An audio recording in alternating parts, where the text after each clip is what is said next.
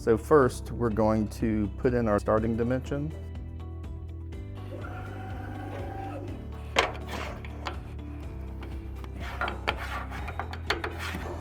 Block our paper to where we want it.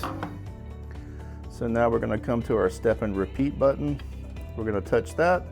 We're going to tell it we want to do 1-inch step and repeats, and then we're going to hit start. So now it's going to move us to our first cut.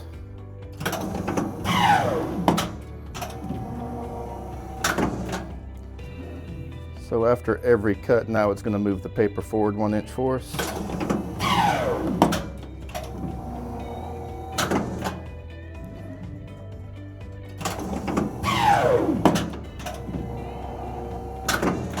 And we would continue until we finished our cut sequence and finished our ream of paper.